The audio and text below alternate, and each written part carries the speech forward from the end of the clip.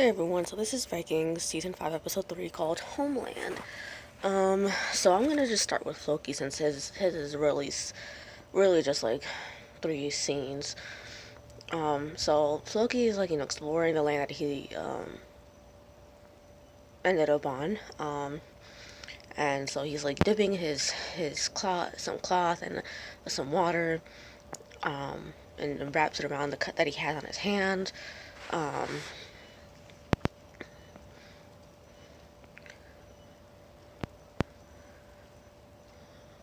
Yeah, his was like very short, so I'm trying to figure out what, like, look through my notes to see where I wrote down his stuff. Like,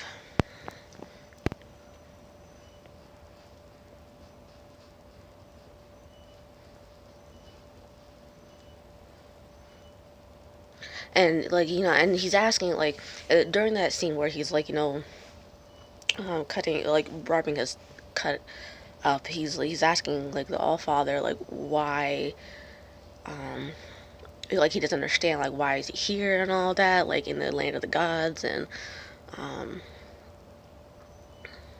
so he's confused. And then um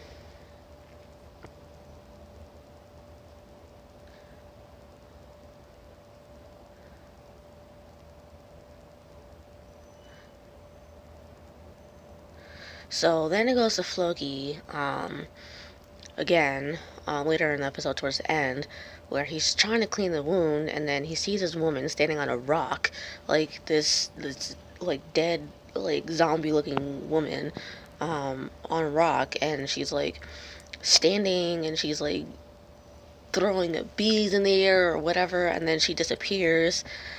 um and then a little while later, he's like, when he walks to a waterfall and sees another woman who turns into a flock of crows. um then he falls back onto the ground, and he's like, oh, I understand now, you want me to die in peace here in the land of the gods. um and then it looks like he's dead, and then he wakes back up after, like, I don't know how long, but however long. And then he's like his wound is completely healed and all that. And then um and he's like, oh, so you want me to live in the land of the gods now, I guess. I don't know, I guess I'm not that interested in his storyline right now. That's why I'm not excited about it. So I'm like, I could really care less at this point. I mean, I had more fun watching him last season when he went with Bjorn to the Mediterranean and started seeing the other religion there. I think it was Islam he was seeing, and then he seemed enamored by it. So I was like, I had more fun watching that than I do this. So I'm like, eh. So the next small storyline I'm going to talk about is Bjorn. He is in the boat with, I believe they showed him this episode. I believe they did. Yeah, they're in the Gulf of Cadiz, and Bjorn and his men are sailing. And Bjorn's like, well, why did you come with me, Halfdan? And Halfdan's like, well, I needed to prove myself, like you proved yourself when you went to the woods, wilderness during the winter. Halfdan wants to live a life, like he feels the need to live a life intensely. So um um then Bjorn's like gets told that they should be presenting themselves as traders and not raiders, and to send all but 3 of his boats back. I guess that makes sense. It sounds good on paper, but I'm not quite sure how well that's going to work out.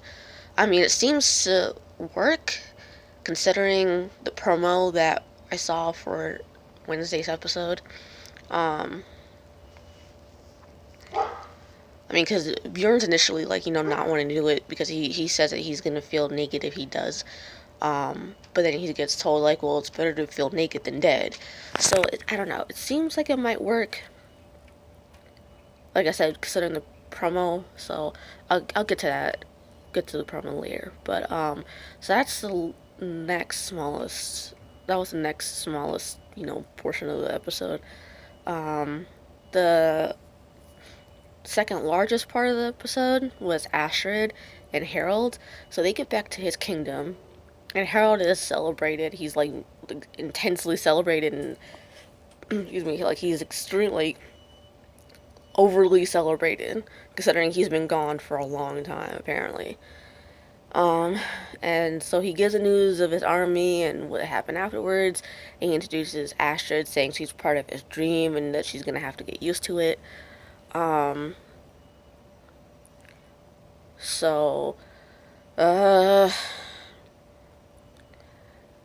eventually Astrid's put in a room and tries to leave, but she is blocked because his big dude is guarding her door. And she's not allowed to leave unless she's going to the feast that's going on. So, and she's given a dress to change into. So during the feast, Harold's like, "Well, why isn't Astrid here?" And her servant said she refuses to come out. But then she comes out in the dress, and sits down and eats for a little while, and then she's like, "Harold, I'm sorry, but I'm gonna have to leave. I'm tired." So Harold goes after her, compliments her, and then tries to kiss her, but she punches him. She punches his ass in the nose, and I'm like, he kind of deserved it though. I mean, I ain't that mad. Like, he had to come in. I mean, he may be trying to act all sweet and shit right now, which is, I guess, fine. I mean, you're trying to make up for whatever you're doing, but I mean, you had it coming when you kidnapped her.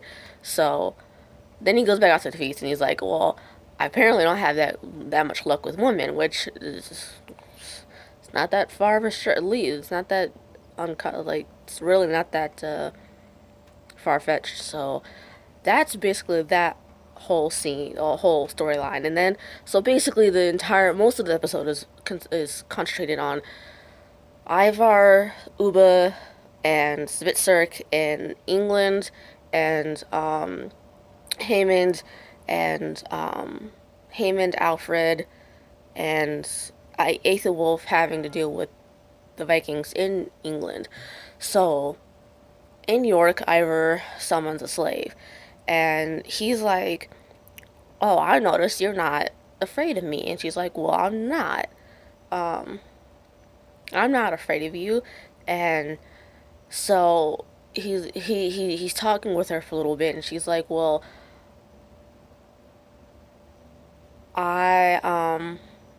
he explains to her, well, there's a Saxon army that is coming, and they need a sacrifice." He asks if she would be willing to be the sacrifice. She says she would do anything for him. And so he basically tests the waters, saying, "Well, take off your clothes." She does. And then tells her to kiss him, and she does. So she's like, "Well, the reason why I'm not afraid of you is because I know you're a cripple. But that just means that gods favor him especially because of it." So, something that she's always known about herself is that she seeks out people who are different, and then that turns his ass on, like, majorly, because previously he's never been able to get his assets to rise, if you catch my drift. So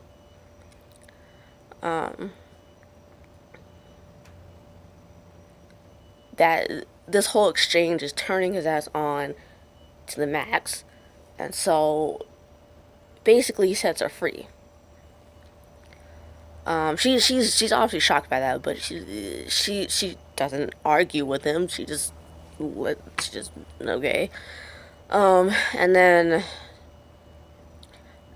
just after that scene ends, Heyman and Aethelwulf get word that the Vikings have been secured specific walls, so they decide they want to attack there. So they march to York and go through the unguarded wall, which is a bad idea, because, I mean, just because they're not guarding there doesn't mean that they don't have a plan for why they're not guarding it, so whatever. So they go to the unguarded wall. Ivar, Ubbe, and Hvitserk watch and notice Aethelwulf and his sons are there. What the hell? Because I remember, I know I know Aethelwulf has two sons. What I don't remember, because I remember that he, there's Alfred, he's biologically the son of Athelstan. I don't remember what his other son's name is. Please tell me in the comments because I cannot for the life of me remember what his other son's name is. I really don't, and I don't feel like going back and looking for it because I mean, I just don't fucking remember what his other son's name is because they don't fucking care about him because it's enough to, say his name on screen anymore, and they don't bother to have him have any lines or anything. So I don't remember what the fuck his other son's name is, and the only reason why I know this is because it's like I feel like the obviously Alfred is gonna be important later on in the grand scheme of things historically, so that's why they're focusing on him. But I don't remember what his fucking other son's name is, and it's been bothering me for like the last two episodes, this one and last episode. I was like, oh my god, what the hell is his name? So please tell me in the comments, because I can't remember what his other son's name is, and it's kind of pissing me off here. Anyway, so they notice that Aethelwulf has his sons there with him in the army. So Aethelwulf then divides the army up, and go in different ways. And but they always get cut off and cornered to the point where they're, a good chunk of them are getting killed. Excuse me. Ivar, Hvitserk and Ubbe are, in on the fighting and all that, and Ivar's sitting up in the little tower watching, and he's like, fuck this, I'm gonna get on the fighting. And so he's on the chariot, and he's riding around, and then all of a sudden, this Saxon dude just whacks him off the fucking chariot with like a spear or pole or whatever, and he just like it's the way they shot it was so good. I was like, damn. I wasn't expecting that, to be honest. And I rewatched it again, and I was like, that scene is so fucking cool. Like, come on. So anyway, so he gets knocked off. He feigns like he's not gonna be able to fight back, and then suddenly starts attacking the Saxon dude when he tries to make a move, and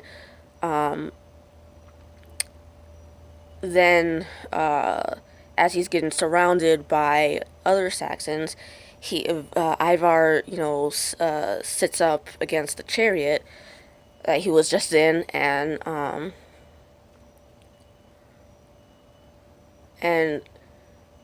Ivar is screaming or yelling in Old English about how do you not know who I am? I'm Ivar the Boneless. You can't kill me. Yada yada yada. He's basically repeating the same thing over and over again. And then the Vikings show up, and they start fighting with each other. Heyman shows up eventually, sees Ivar, and is about to go to him to kill him, but he's cut off. Eventually the Saxons retreat, and after the battle, it was like, well, I want to make peace, but Ivar doesn't want to. Ivar doesn't think the Saxons are done trying to come back. Later that night, Ubbe wakes Hvitserk up, goes to the Saxon camp with him. In the tent with they are standing there looking at Alfred, Aethelwulf, and Haemond, and they're just staring at each other for a second. And Aethelwulf speaks up first, asking like, "Well, you're the victors. What the hell do you want?" Ubbe tells him, like, we don't want to fight anymore, we want peace and to claim our land. So they, eventually they leave. Ubbe tells Hvitserk that they'll get an answer in the morning.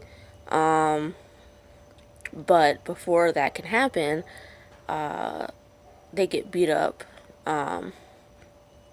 by Homeland and or before we see that though, they're back at, where in York, and Ivar's like, well, I told you so. Like, I don't want to say I told you so, but I told you so. And in the flashback,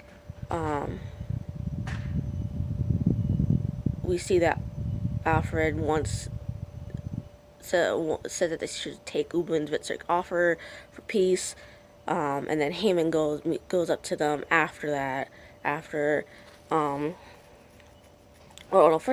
First Alfred's like, as a man of God, don't you want to advocate for peace? And so Haman's like, oh yeah, I do, but clearly not, because he goes up to Ubbe and Hvitserk and beats Ubbe up, and it's like, well, so he's talking about, like, how God sees all the evil and good in the world, and all that, and some shit like that. I didn't really pay too much attention to it, and basically tells him to leave. So back in the present, Ivar's like, well, Ubbe, you made a bad call, and I should be recognized as a rightful leader of the Great Army. Ubbe's like, well, as his older brother, I'm not going to accept that.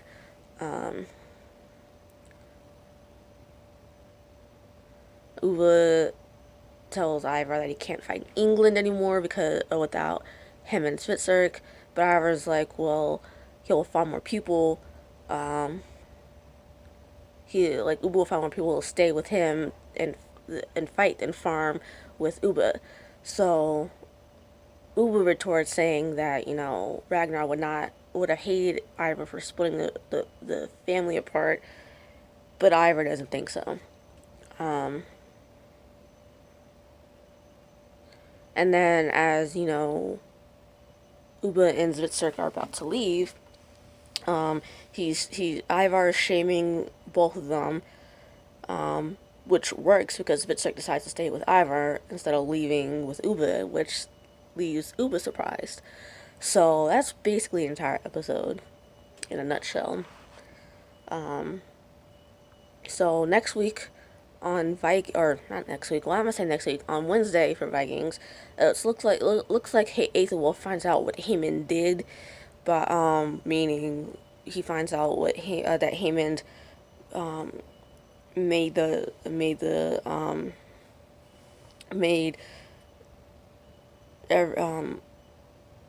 Hvitserk and Ubbe leave without them being able to talk. And he's like, well, you're not their god, I am, basically. Lagertha goes to see the seer and asks if she will see Bjorn again. He says that she will. She doesn't say how or when, but she says that he said that she will. And it sounds like she won't see him until Ragnar's debt has been paid, because apparently his debt hasn't been paid yet, whatever debt that he accrued or whatever. So, we also see the little scene where she and Ubbe are talking about, helping each other out, and we get a little snippet, a little bit more of it, hearing Ubbe say, well, here I am, trying to make a deal with the woman that killed my mother, or something like that. So, I don't know. We kind of saw Astrid a little bit, but she didn't really say anything. I still think that my prediction is still that she's going to flip and try to be Harald's queen for all of Norway. I believe that's still going to happen, and I still believe it's because of what Lagertha says or does. Whether it's something fictional that Harald makes up, or something that is real that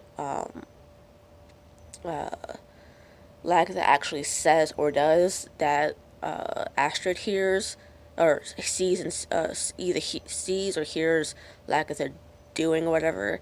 But yeah, I mean, basically what I'm trying to say is like whether Astrid witnesses Lagatha doing or saying those things.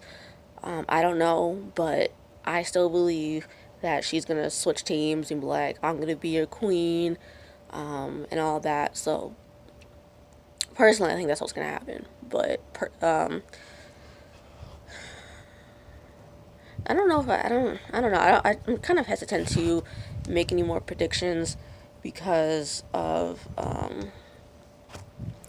I don't know. I haven't really seen much of anything.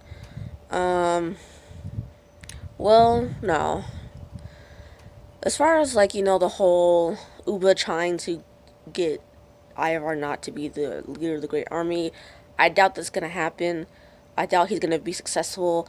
I personally think that he's gonna end up either being seriously injured or killed trying to get Ivar off of the um, out of the way for leader of the army. Personally, because as far as I know, Ivar and Bjorn are the only ones who historically have made a big name for themselves. Ubbe and Hvitserk, not so much.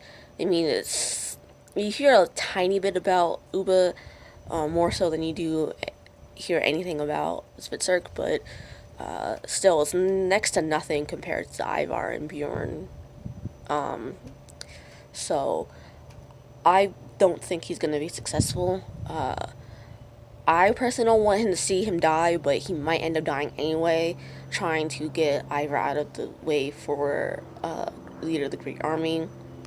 I think he's gonna die trying, or he might die trying, or he might get seriously injured trying, and end up, going to just farm somewhere in wherever, either in Scandinavia or some foreign land, or so, like maybe even in Iceland, where he goes with Floki to Iceland. Who knows? But he's not gonna be like, anyway. It's long story short. He's not gonna be successful. So that's personally what I think. As far as the whole Ubbe versus Ivar shit goes, that's really all I have. Those two predictions, really. Because those are really the only two big storylines, besides maybe Bjorn's, and Lagatha's. I mean, I don't know. I'm trying not to get too many predictions. So I'm still trying to figure, like, get some more scenes with other stuff. That's why I haven't made any other predictions, but that's really about it. And with that, I will see you guys later.